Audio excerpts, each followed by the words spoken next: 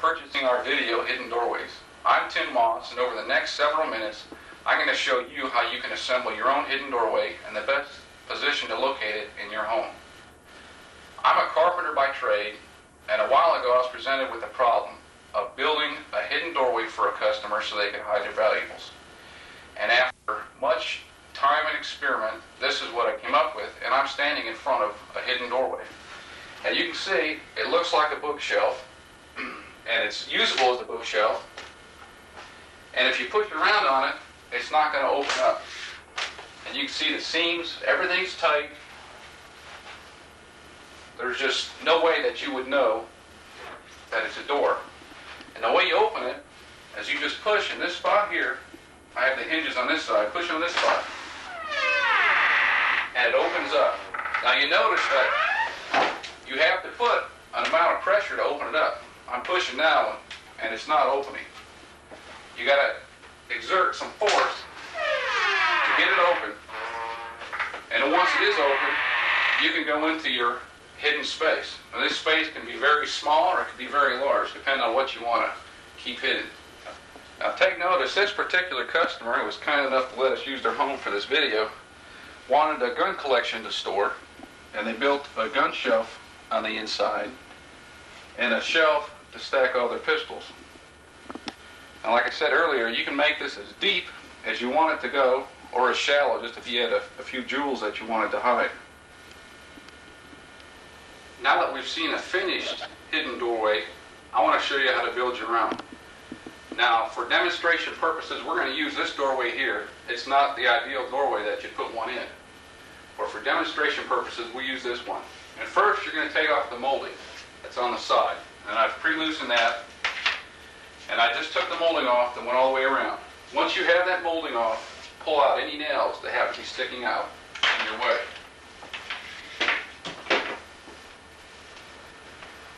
Now this door frame already has a 2x10 on it, and this doorway is going to be set up to take bookshelves. Now you can make the doorways any thickness you want, but if you want to hold books, you need to make it out of 2x10s. Now what I did is I measured this opening here, and it was 80.5 inches. So I cut a 2x10, 80 5/8, because you want it to go in there real tight. You want it to wedge in tight. And you want to hammer a nail about every 6 inches so it's good and sturdy. Now that I've already done.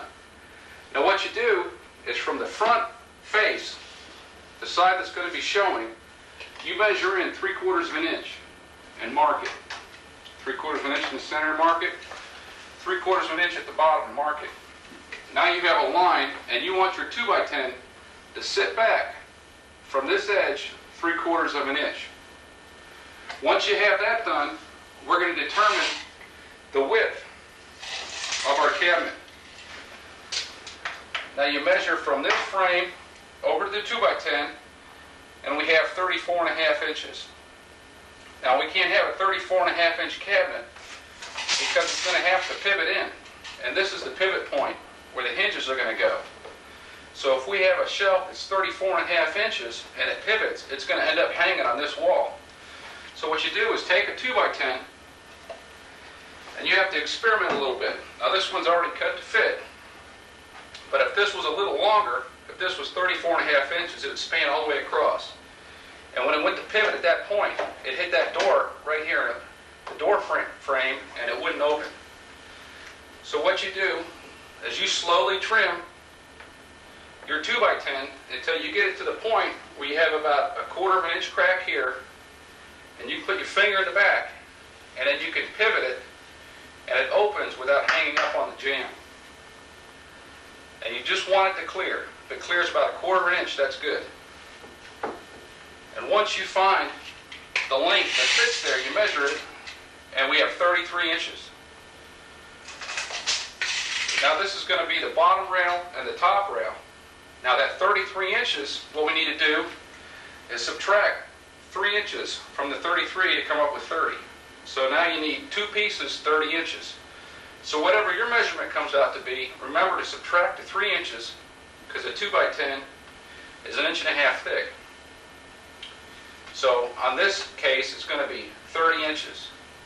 And I want to show you how we assembled the the cabinet door. That's what I'll show you next. Now this is our assembled cabinet. And this is the lower rail, that's the 30 inches. Here's the upper rail that's the 30 inches. And now these side rails, how I got the length of them, is if you remember, this 2x10 was 80.5 inches. Well, you want to subtract about 2 inches off that height, and that's what the two side rails are going to be. Now what I did is I sandwiched the top and the bottom bar in between the two side bars. You don't want to nail them on the top because they'll end up separating on you over time. They need to go in between the two. That's why we subtracted 3 inches off the 33 inches. So I nailed these together with 12B nails, and there's 4 nails on each side. There's 4 here, 4 here, 4 here, and 4 here. And once I got that nailed together, I came out with an overall measurement, and that was 78.5 by 33. And that's the measurement that we wanted. And then what I did is I went to the lumber yard, and you need a piece of plywood, a good grade plywood for the backing. It needs to be 3/4 of an inch thick. Now this I got was pine. You can get it in birch or in oak. But if you're going to paint it, which I recommend you paint it, go ahead and get the pine. Now what I did is once I had the side rails and the top rails put together,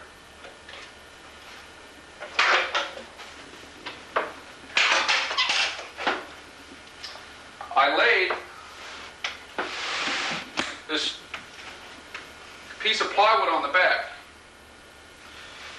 And what we did, we're real careful to get it square. It has to be square.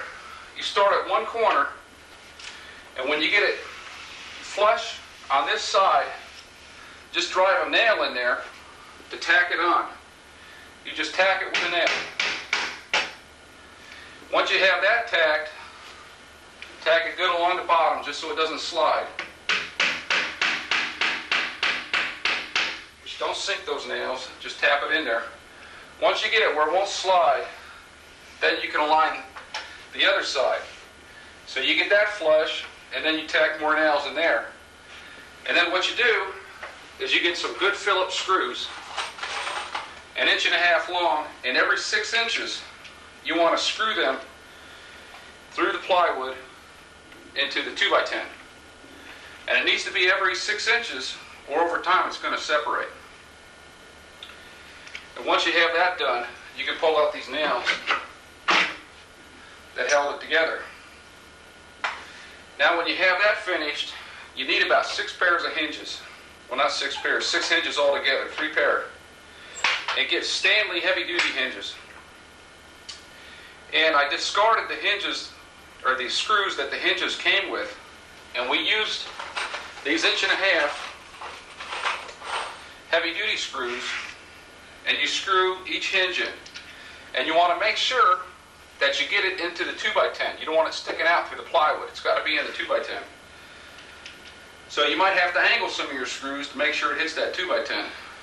And the spacing, it doesn't matter exactly. As long as you're about 1 foot apart, screw it in there and get all 3 pairs in and screw them tight. Now I want to show you how to stand this thing in place and get it pivoting on the hinge. We're on the back side of the door now. We got the door standing up, we have it in place, and we have our hinges. And what we do is we stand the door on a 3/4 inch piece of wood, and then you could use the bottom end of your hammer and use a pry bar and put it under there. And you can stand on that, and you can see there's a crack all the way down the side of the door. You want that crack to be the same all the way down. So you stand on that pry bar until you get the crack the right width that you need all the way from the top to the bottom. Now we have a lot of screws to fasten in this door. Every 6 inches on the back and all these screws down here. So what I recommend is you put a Phillips bit inside your drill, and again, make sure you get Phillips screws, and you can just screw them right in. And make sure they get right in the center of that 2x10. It's going to be holding a lot of weight.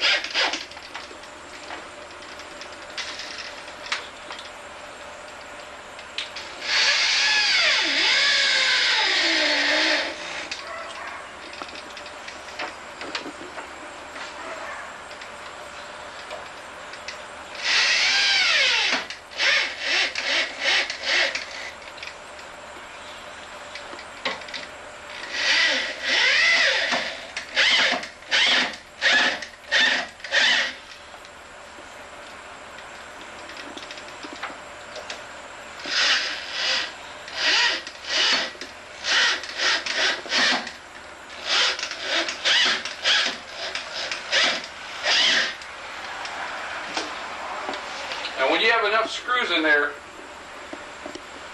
to hold the door, we want to check and make sure it pivots open. And one more thing I need to mention is when you put these hinges on, this pin here, the bump of the pin should face towards the inside because the door is going to swing open this way. Now earlier I told you how to make the top and bottom rail and how wide they have to be so that the door pivots open. Now I want to show you over on this side exactly what I was talking about. Right here is the important swing that I was telling you about earlier. When this swings, it's got to clear this part here. You can see it just clears it, just by a hair. Now you may want to let it clear just a little bit more than that. It's cutting it pretty close. But that'll be fine if you make yours swing and clear just that amount there. So now we have the door and it's going to pivot open. Now the back side is finished here. Once you get finished putting in your screws, once you know it's going to pivot open, then you switch to the front side where we can finish it out and cover up this big rough frame. And that's what we'll do next. Now here's how the door looks from the inside, from the side that everyone's going to see when it's completed. You can see it's just a rough frame now. It's pretty heavy, but it has to be that way to hold all the weight it's going to take. Now we're going to trim all that out and make it look like a finished product, but at first we got to figure out how we're going to make this door latch shut. You can see how freely it swings open. And the best thing I found to keep these doors closed is you don't want a little eye hook. You don't want something that somebody can notice and know to trip an eye hook open. So what I found is this little latch here. It's a ball and it's on a spring. And that gives it the tension to keep it closed shut. And what you do is you need to notch out an edge of your 2x10 on the side that's going to open up. Notch out a spot just big enough to hold that roller. And what you do is set it down, mark a pencil mark there and there, and then put it on the side so you can figure out how deep you need to mark it, and mark it there and there.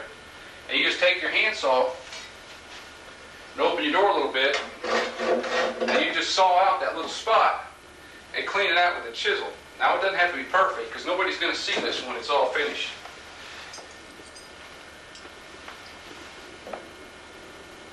Then you install your roller.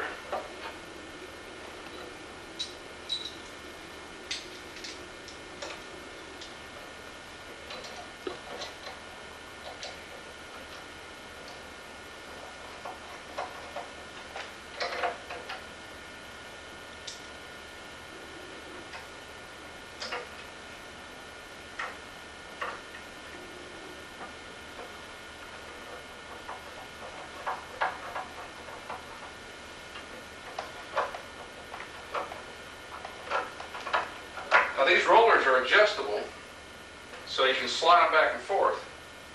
What you want is for that to be able to just make it open. So once you figure that point out, go ahead and tighten it down at that spot.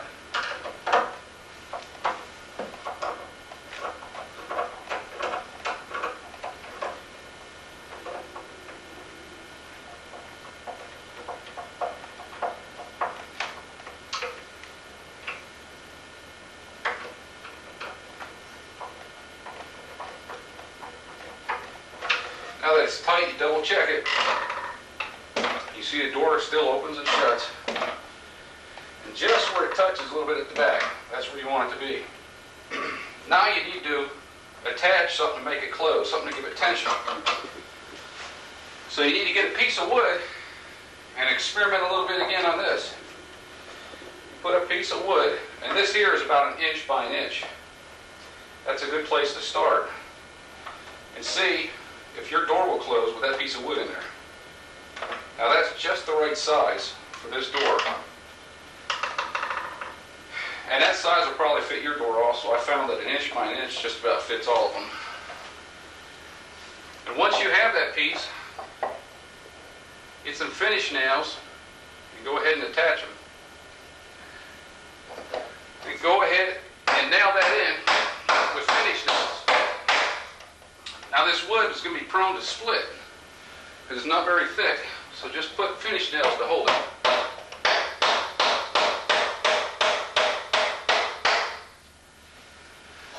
Okay, now double check again. Make sure that it still opens and shuts, which it does. Now it doesn't matter that it skims it a little bit, that's fine. Now also with that roller comes a little piece like this. Now what that does is it allows the roller to have some tension. That's what keeps the door locked in place. So you want to mount that on that little block that we just mounted.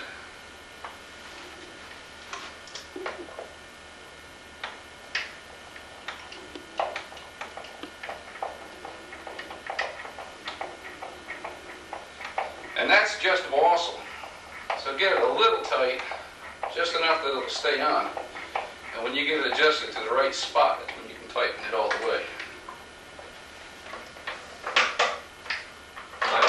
That's the right spot. We'll go ahead and tighten it all the way.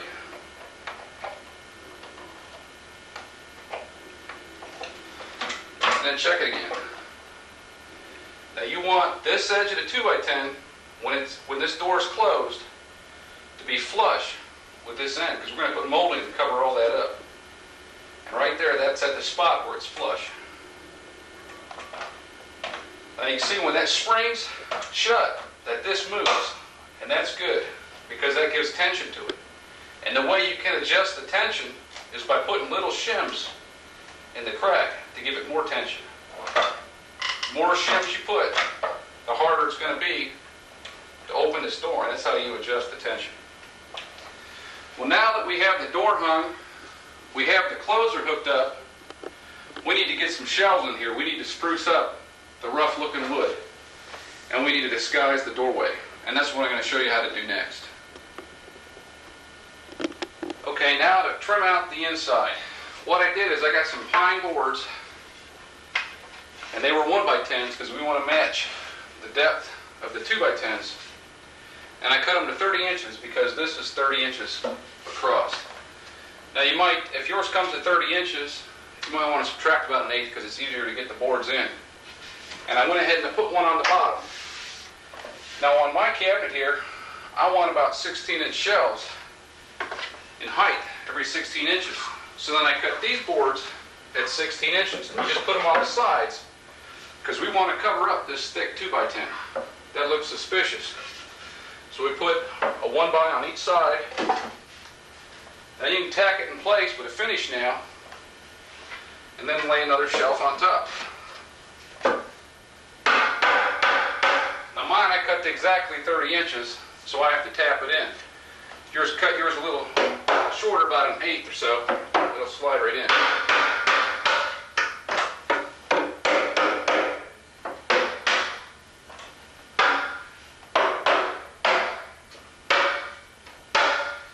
Okay, we want to do that all the way up until we get to the top.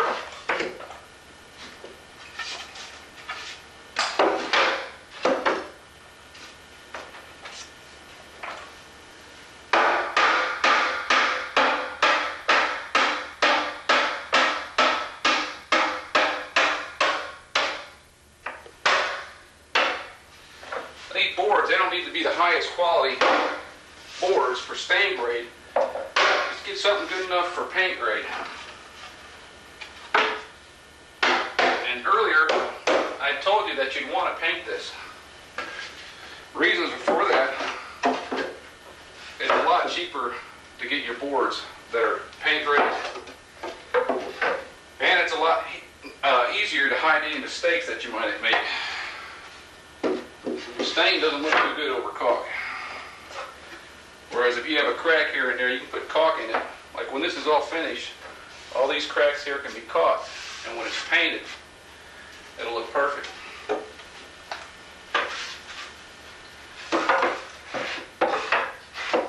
So what I did here is I used 16-inch sides all the way up.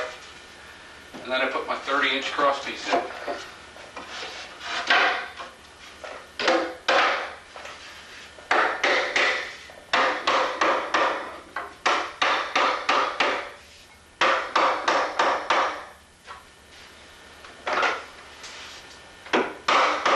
And when you're working on yours, so it doesn't keep opening on you, you might want to just hammer a 16-penny nail through the side so it doesn't keep pivoting open like it's doing on mine. It holds it in place for you as you work, but don't sink it all the way because you have to take it back out.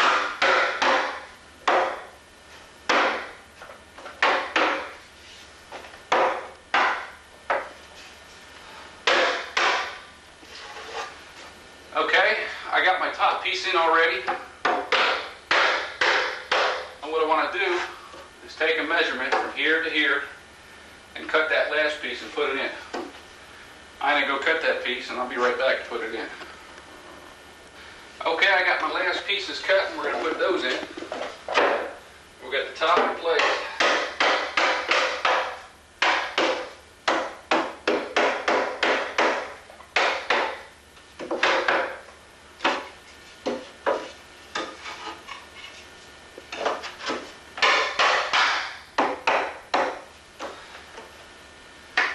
Now we want to let it stay together, so we take some finish nails. And these side pieces is what we want to nail. And make sure your finish nail is not going to stick through the 2x10 once you have it in. And when you nail these, you want to make sure that the edge of the 1x10 is flush with the edge of the 2x10.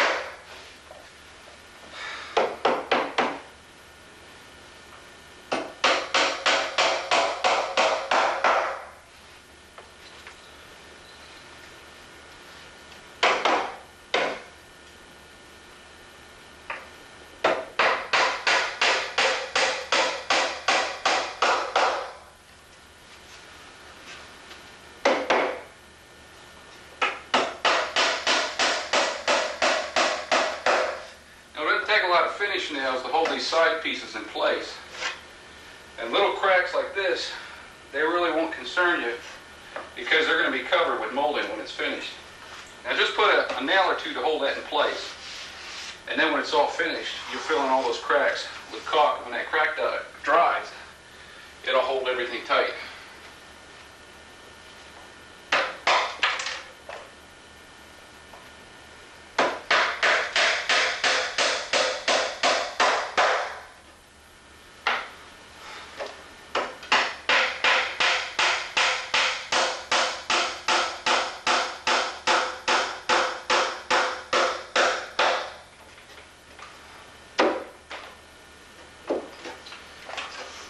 Now I put my shelves in at 30 inches and I had to hammer them in to make them tight. Now if you cut yours 1/8 of an inch short, you'll need to drive some nails down the side here and into this 1x10 so your shelves don't slide out when you pull on them. So if you didn't wedge them tight like I did, then you make sure you have those down on every shelf.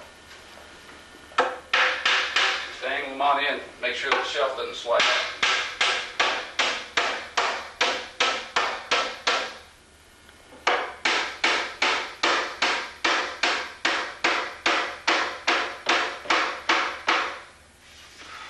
Once you have that all done, you have finished shelves, you have a nice bookshelf, and don't let it concern you that this is a little smaller. If it gets under 7 or 8 inches, so it's just a couple inches, you want to rework the size being 16. You might want to go down to 15 or 14, whatever it takes to get this a good size. But this is a good size for a bookshelf because you can put encyclopedias and medical books, any of the bigger books, and then you can put the small paperbacks and periodicals up here. Now that we got these shelves in, what we need to do is trim out these sides. And that's what we're going to show you next. But before we do that, let's get a close-up and look all around at the cabinet. You can see exactly how it's put together.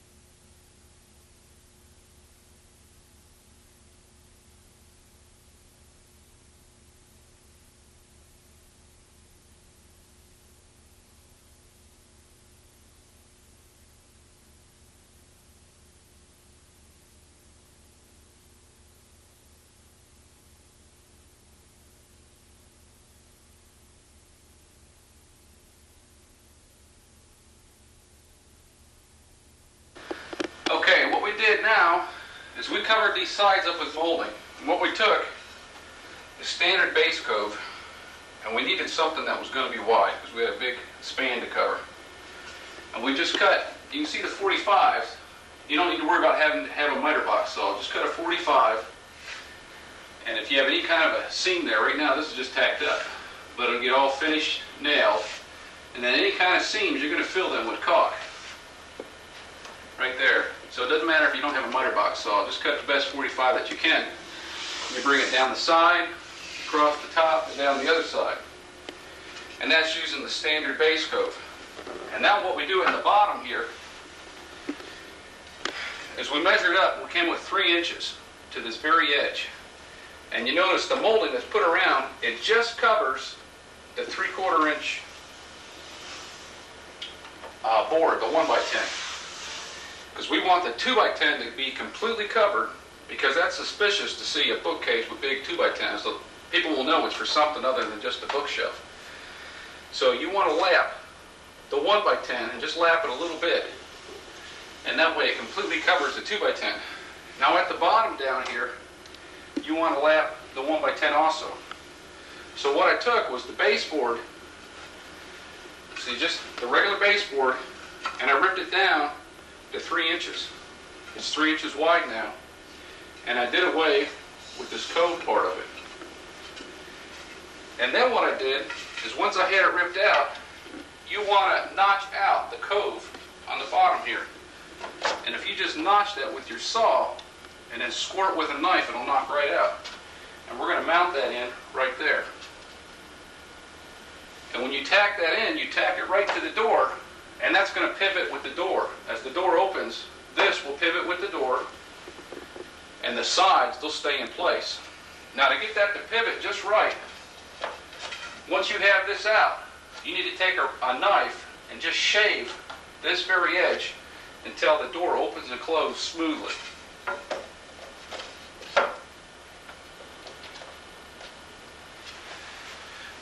Now, once you have all that done, what you're going to need to do, as you can see the rough edge that we have here, is you're going to have to get a wall patch kit, some joint compound, and some tape. And you just tape that just like you're taping regular sheetrock. Just put your joint compound on it, all the way around the outside edge,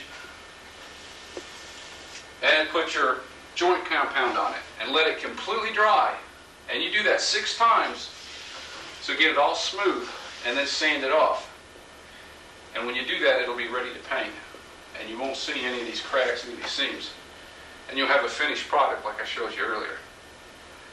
Now we're going to talk a little bit about where you're going to locate your own hidden doorway. Okay, we looked at how to build your hidden doorway. Now what I want to talk about is where you're going to locate your hidden doorway. Now we're back at the finished doorway that I showed you earlier. Now this at one time was a closet. It was a closet that extended from here all the way to here. And what I did is when I made this, is I studded out the section from here to here, put sheetrock on it, and it made it blend in with the rest of the wall. Now the reason that I couldn't put this door from here all the way to over here is that it wouldn't open all the way if I would have done that. It would have hit the back wall. So when you're looking for a place in your home to put one of these hidden doors, make sure that it's a place that it's deep enough that the door can pivot open. Now this door would have been able to pivot open a lot further if I would have made it narrower. But I wanted this to be a bookshelf. But if you just had a small amount of things you want to put on these shelves, you could have halved the distance of the width, and then the depth would have been halved. So keep in mind that when you're looking for a spot, you got to have the depth for the door to open. So if you have a closet that's out of the way, that wouldn't be noticeable if you turn it into a bookshelf, that's an ideal spot. Now in this room here, it was a closet, and there's a closet on the other side. This is a closet, and on the other side of the hall, this is a closet. And this happens to be one of those places that no one would ever know that there's a little spot behind there. And that's the kind of closet that you're looking for. Now people, lots of times ask me if I put it in behind stairways. You can't do that because with the slope of the stair, when you go to open the door, it's going to pivot into it. And when you build these, it's got to pivot in. And mostly, for the main reason it needs to pivot in, is if you make it swing out, it's going to leave drag marks on your carpet, it's going to leave drag marks on your hardwood floors, and eventually somebody's going to notice those drag marks, and they'll figure out that you got a hidden closet there. This way, all the drag marks go inside. So when you make it, make sure that it pivots inside. Make sure you pick a spot where it can swing freely to the inside. Now, if you don't have a closet that a hidden doorway would blend into, you can always build a false wall. What you do is you pick a spot where there's no windows, and you just build out a couple feet. Come out a couple feet from the main wall, and you build a false wall, and you make your opening whatever size you want. Now these doorways, I'd recommend that you don't make them over 3 foot wide, and you can make them down as narrow as you want, just big enough to put little knickknacks on if you like. But you can make a false wall, make your own opening, and put it there. Now a good place to locate these false walls is in your basement. That's an ideal location. If you can't find any place on the first floor, which typically on your first floor, if you have a master bedroom, you'll have a big master closet. Now that's a good spot to come out like 2 feet build a false wall, make an opening, and then put one of these shelves in. But in the master bedroom, you don't want books on a shelf because that doesn't look normal. That would look suspicious. So what you do is you make these shelves closer together. Probably wouldn't make it as deep and make yourself a shoe rack. Just put shoes all up and down there. So remember, wherever you put these, you want it to blend in with the room that it's in. If you would have it in your main living room, for some reason you had a spot in your living room you could put it, you could make it where you could put unbreakable knick-knack stuff where you could push it open and don't make it as wide. But you want it to blend in. In this house, this happens to be the study, so this is a perfect spot for books. Before we go, I'd like to show you one more thing on the finished closet. On the closet we were making for you, I showed you how to put the molding up. Now you can see on this closet, the molding looks all finished. Well, this molding looked the same as it did on the other closet before I caulked it up and I painted it. Well, one thing I want to tell you is that the molding on the side that the door latches shut, that's the hardest piece to put up. When the door latches shut, you need the door, the frame of the door, to meet perfectly to this molding here. Now you can have a little eighth of a crack, but that's about all that you want to have. And in order to do that, you need to take long finish nails and drive them through the molding at an angle into the stud. See, where the problem comes in is on this piece of molding, you got 3 joints worth that there's nothing behind it. So you can't face nail it and go right into a stud. So you have to angle it. And when you do that, you may have to put shims in the back side. When you nail in this side at an angle, you may have to put a few shims on the back side to make sure that this edge touches flush here. And when you get that done, no one will be able to know you have a closet there. Now I want to take a minute to get a close-up look at exactly what I was talking about. Now this is the big gap that I was telling you about. And you can see we don't have very much to nail into. So what you do is angle that finish nail into this stud right here. And then in order to get it to hold tight, when you have that nail angled into this 2x4, you can wrap this a little bit with your hammer and it'll arch the molding in tight. Now one other thing I want to show you on this side is where I notched the molding at the bottom down here. Make sure you notch that molding and angle it a little bit in that direction so that door closes freely. And if you don't do that, your door won't close tight.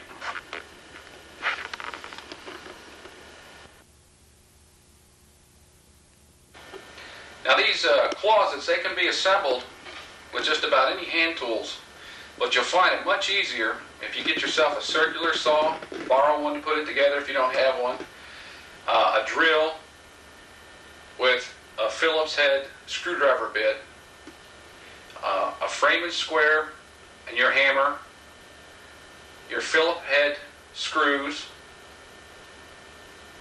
your 12D frame and nails, and then your finish nails. And then depending on what size door you want, 2x10s, 2x6s, I wouldn't go any less than 2x6s. Between your 2x6s, 2x8s, and 2x10s, that should take care of about any purpose you need for your hidden doorway. And then your sheet of plywood and your molding. Now I hope this video enables you to build your own hidden doorway. If for any reason you have a problem, you have a question or anything, give me a call and I'll do my best to help you. Now when you call, you don't need to give me your name or anything, because I know a lot of you, this is for your own protection. This is for to protect your valuables, and you don't want anybody to know you have it. So when you call, just ask for me. You can call me. You don't need to give me your name or anything. You don't need to leave your number. Just call. If I'm here, I'll do my best to answer your questions. If I happen to be out, someone will answer the phone and tell you when you can call back and get a hold of me. Good luck.